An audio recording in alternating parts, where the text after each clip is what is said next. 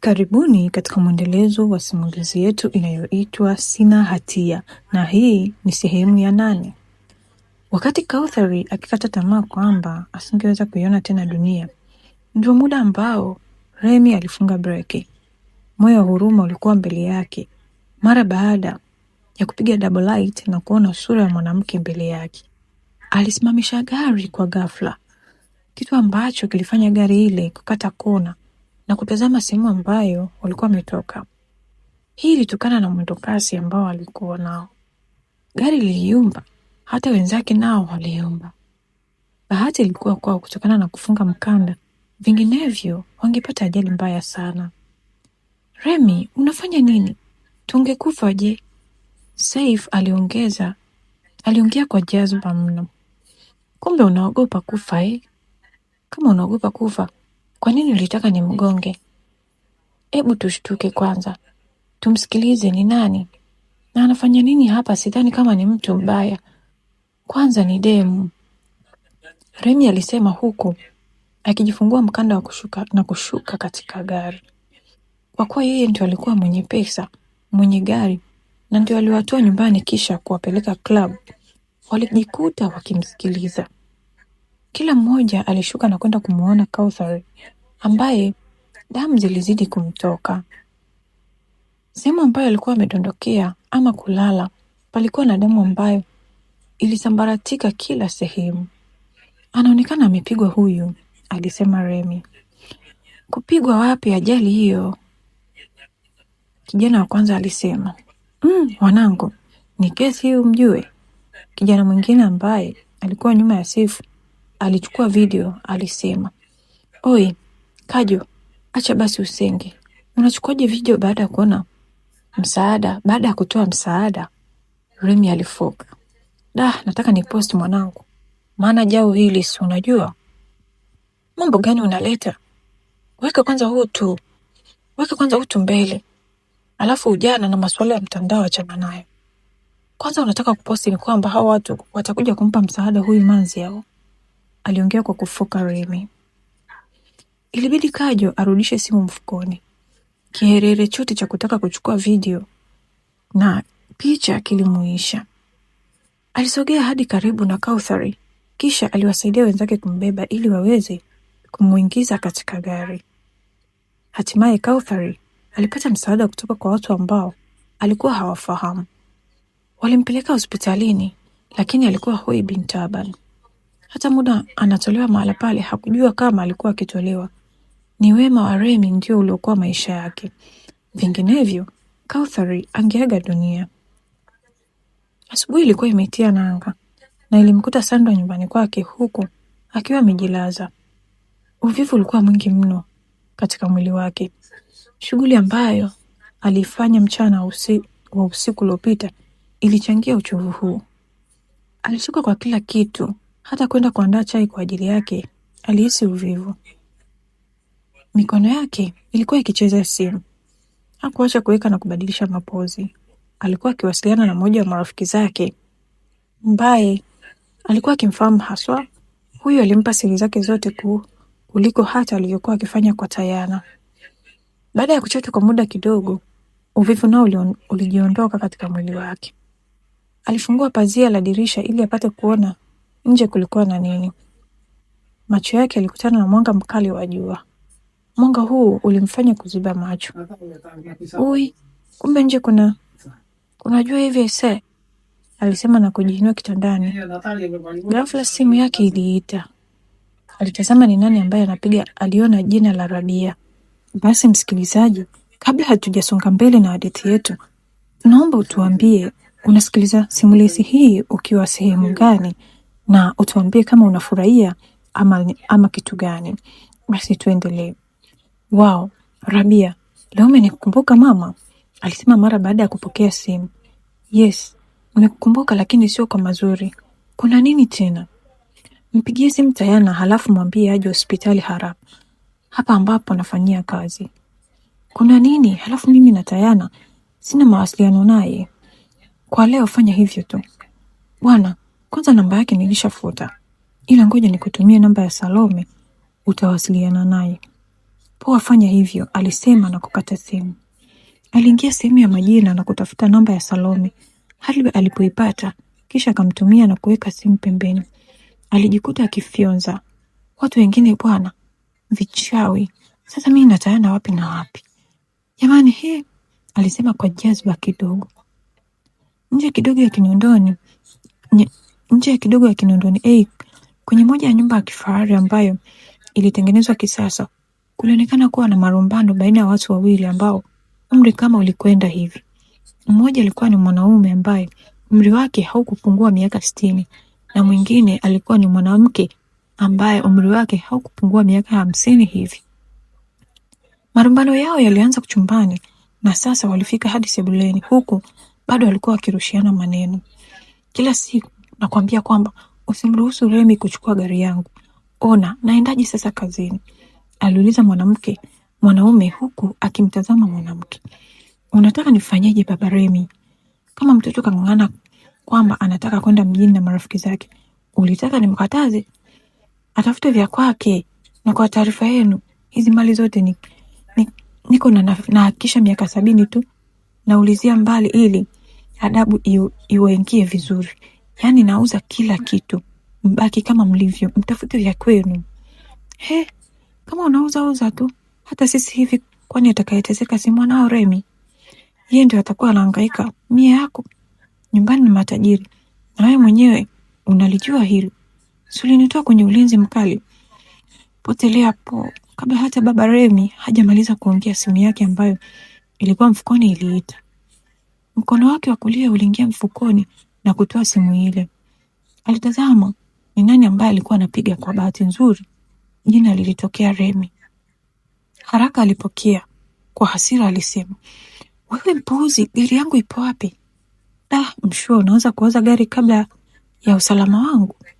Hata ukifa si nitatafuta mwingine, ila gari nitatoa wapi milioni 200 muda huu? Okay, yote 9. Nipo hospitali, Remi alisema. Neno hospitali katika kichwa cha baba Remi alifahamu fika kwamba huenda mtoto wake amepata ajali. Hasira zilimpanda, alifoka. Yaani gari yangu hata mwaka haina, tayari umeshapata ajali kweli? Haki wewe mtoto ni wa kuua kabisa. Wewe usirudi hapa. Kwanza uko hospitali gani? Jamani, mwanangu amepata ajali tena. Ewe Mungu mimi. Remi mwanangu. Mama Remi aliangua kilio. Nawe kelele huko. Ungekuwa unampenda usingemwambia achukue gari yangu, alifoka baba Remi.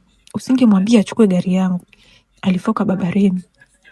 Remi alikaa kimya ili kuwasikiliza wazee wake ambao waliendelea kurumbana hadi pale ambapo baba yake alirudi kwake. Kwa hiyo uko hospitali? Aliuliza baba Remi. Ndiyo, kuna mwanamke jana wakati narudi nyumbani Bunju nilikutana naye, amepigwa mno na alikuwa amegongwa. Mwili wake ulikuwa ukitoka damu nyingi. Nipo naye hapa.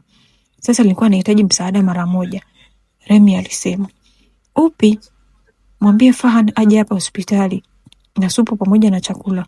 Sijajua kama atatoa wapi au itakuwa kanunue ama la. Lakini gari yangu ipo mzima, maana kuhusu hilo la Fahan limeisha. Ondoa shaka father, kila kitu kipo salama. Ni hivyo jana wakati tunarudi tulikutana na wewe mwanamke. Kama utakuwa unakumbuka, uliniambia kwamba nisaidie watu. Ndio nimeanza sasa, Remi alisema.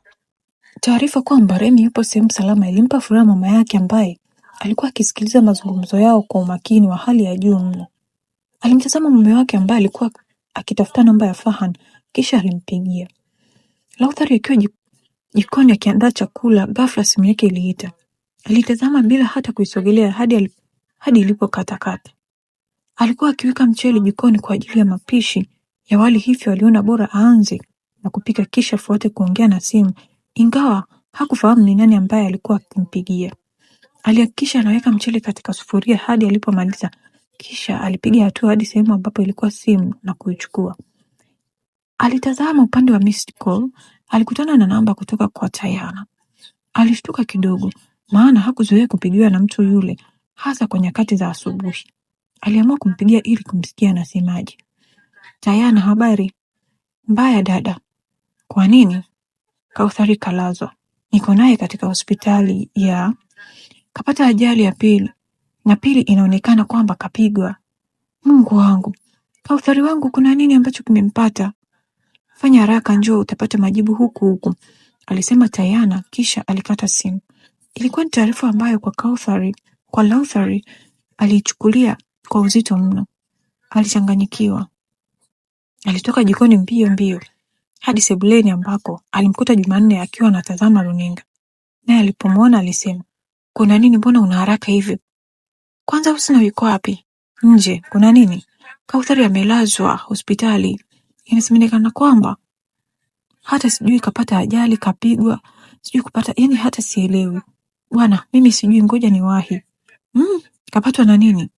Sijui, ila nimepigiwa simu na Tayana.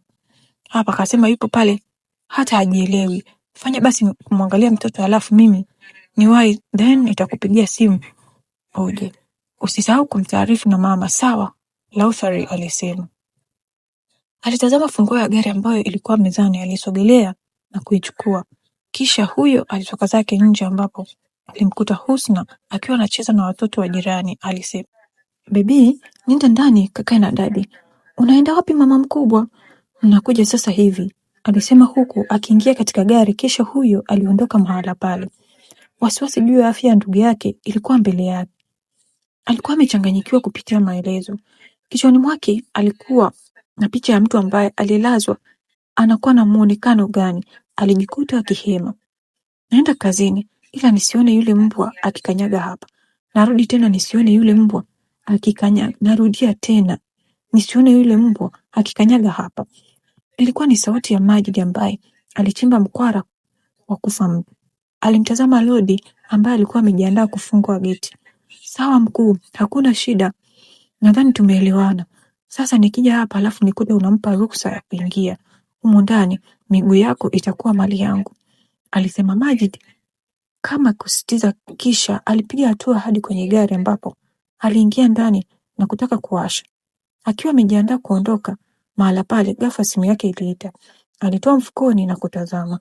Aliona namba ya Jumanne. Namba yake alikuwa ameisave muda tu, ingawa hawakuwa wanaongea mara kwa mara. Aliipuuzia ile simu kwa kuirudisha tena mfukoni. Simu iliita hadi ilipokata, lakini mpigaji alionyesha kwamba alikuwa na umuhimu sana. Hatimaye iliita kwa mara ya pili, naye aliona kwamba anapaswa kupokea simu ile. Alipokea. "Unasemaje?" aliongea kwa kufoka mno. "Unaenda kupoteza kila kitu katika maisha yako usipojiangalia, kuanzia mke, mtoto pamoja na kazi."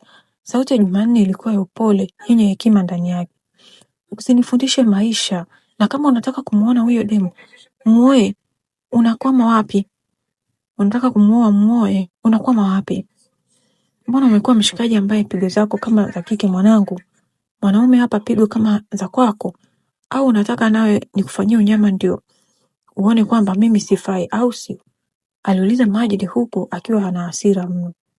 Sauti yake ilimfanya Majid kucheka licha ya kufokewa, lakini kwake ilionekana ni kama amechekeshwa hivi. Kisha alisema, "Haunifahamu vizuri hata kidogo. Unanisikia tu juu juu. Hujui mimi ni nani, natokea wapi na nafanya nini. But listen, demu ambaye unamuumiza hivi sasa na kumuona sio lolote, ni bonge la demu mwanangu. Kuna washikaji ambao wanalia katika ndoa zao na kutamani kuwa na peace kama yako.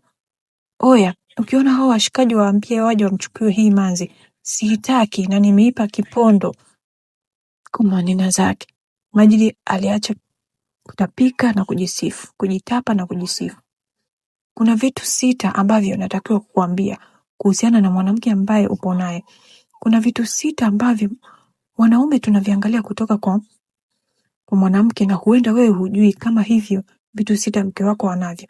Endapo tu mwanamke hatakuwa na vitu hivyo, basi tunamuacha, huenda kwa kumwambia au kutokumwambia." Jumanne aliweka kituo hapa. Majid alijikuta anakaa sawa katika kiti, akaweka simu yake vizuri ili apate kusikiliza vizuri kile ambacho Jumanne alipanga kuongea. "Sijui unanisikia Majid?" Jumanne alisema. "Ongea babu, kuna mambo kibao nataka kufanya." "Never mind, hata usijali. Nahitaji kukuambia hivi vitu hivi 6, halafu baada ya hapo mimi na wewe sitaka kukupigia simu kamwe. Naanza na kimoja, ni usafi. Wanaume wote duniani tunapenda mwanamke msafi, mwanamke ambaye anajisafisha muda wote. Kwenye suala la usafi hapa sio tu katika mwili wake bali nyumba yake pamoja na moyo wake. Vitu hivi kwa Kauthar vipo kwa 100%. Anajipenda kupitiliza, ana roho ya utu. Kwa dunia sasa hivi ni ngumu kumpata mwanamke ambaye anaweza kuishi na mama na mwanae pamoja. Wanawake wengi ni wabinafsi, wanapenda kuona upande wao unakuwa na faida kuliko hata upande wa mwanaume.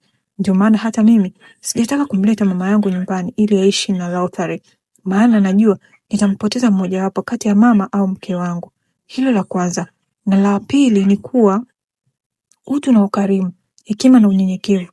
Basi na shaka umewahi kuwa na maisha mwako kwamba ukimpata mwanamke ambaye anaweza kuvumilia kwa kila hali na mali, asiongea wakati wewe ukiongea, basi ndio utamuoa, na imani utakuwa umesema hivyo. Sasa kwa Kauthar ana utu, tabia ya kutoa siri zake hovyo, sijui kama unanielewa. Ndio maana licha ya kipondo ambacho ulimpa lakini hajasema lolote. Hajaenda kushtaki polisi. Unahisi kwa nini? Jumanne aliuliza. Sitaki kujua bwana, alifoka Majid. Licha ya kufoka lakini kile ambacho alikuwa akiambiwa kiliendelea kufanya kazi katika kichwa chake. Kiliendelea kumpa maono mengine ambayo alikuwa hayajui. Kama hutaki kujua nitakujuza tu. Jukumu la kwako uchukue ama uache. Lakini fahamu ya kwamba mke wako hakutaka uonekane mbaya. Alikulindia heshima yako. Kauthar nilidiriki kumpiga kidogo tu, mbona kesi ilifika kwa mkuu wa mkoa hadi ofisini kwangu ilifika. Almanusura alifukuzwe kazi. Ila kwa kipigo ambacho unampa Kauthar, kama ungekuwa huyu wa kwangu, na imani sasa hivi ungekuwa Kariakoo ukiuza mitumba kama sio kachori na bagia, alisema Jumanne. Kimya kilipita katika simu ile, hali ambayo ilimfanya Majid kutoa simu sikioni na kutazama kama bado ilikuwa hewani ama la. Kwa bahati nzuri bado simu ilikuwa hewani na Jumanne alisema, cha tatu kuhudumiwa vizuri, kupewa kile ambacho unataka kwa wakati. Hivi bro, ni mwanamke gani ambaye anaweza kujua kwamba unachepuka lakini bado anakupikia na wala hakuwekei sumu, anakupa unakula na unakula tena? Najua wapi, ila ni wachache sana. Wapo ila ni wachache sana. Mimi wangu alifuma message ambayo ilikosewa lakini sikula siku 2 chakula chake. Zaidi nilikuwa naenda kula kwa mchepuko wake, ila wewe anakuhudumia. Una bahati sana. Cha nne ambacho unatakiwa ukijue ni kwamba sijajua utakichukuliaje lakini ndicho kinachomweka pale Kauthar kwako. Upendo bro, hakuna kingine. Kauthar ana upendo wa dhati sana. Sijui unakumbuka kama alimwacha mshikaji wake ambaye alikuwa na mapenzi ya dhati kisha akaja kwako. Una nini cha zaidi ambacho unampa nje ya mateso, lakini upendo kwake haujaisha. Na kuonya tena usidiriki kumtesa mtu ambaye ana upendo wa dhati. Chuki inasimama kwa dakika 0. Sijui unanielewa? Halafu cha 5 ni kwamba hana hasira. Adabu imejaa mdomoni mwake, maana angekuwa mwingine kwa mateso ambayo umempatia, I'm telling you, tungekuzika. Sijui kama unanifahamu vizuri. Mungu anasema iogopeni dunia kisha waogopeni wanawake. Jifanye jeuri mbele ya mwanamke uone kama jeneza lako hatutalibeba hata kabla ya kufika mwaka mpya. Kuwa hambo kwa mwanamke, usijifanye mbabe, maana hata wao hawapendi ubabe, ni watu wa kunyenyekewa sana. Nimalizie kwa jambo la sidhani kwamba kila mwanaume anataka mwanamke ambaye anamsikiliza na kumwamini. Kauthar anamsikiliza sana, anakusikiliza sana, anakuamini sana, lakini Jumanne hakumaliza kuongea, simu yake ilikatika. Majid alitoa sikioni na kutazama, aligundua kwamba ilikuwa imezimika. Fuck, alisema kwa hasira huku akijaribu kuwasha lakini iligoma. Jamaa anaonekana anafahamu vitu vingi. Anyways, bado msimamo wangu ni ule ule. Kauthar asije hapa kwangu, Majid alisema na kuondoa gari mahala pale. Mpendwa msikilizaji, tunakaribia katika mwisho wa hadithi yetu. Basi kwa leo tuishie kwenye episodi hii ya 8, na katika episodi ijayo itakuwa ndio mwisho wa hadithi yetu ambayo itakuwa ni episodi ya 9.